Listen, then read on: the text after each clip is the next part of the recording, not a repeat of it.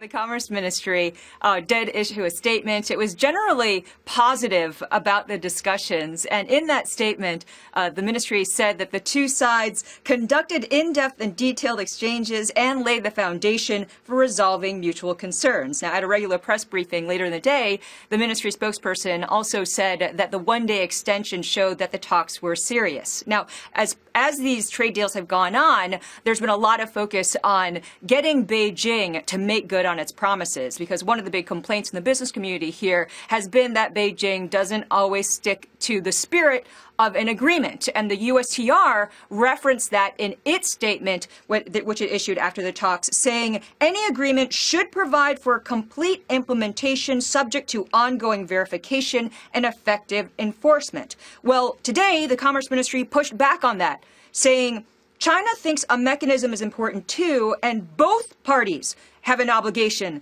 to keep their promises. So that comment shows that China doesn't particularly trust that the U.S. is going to hold to its end of the bargain either.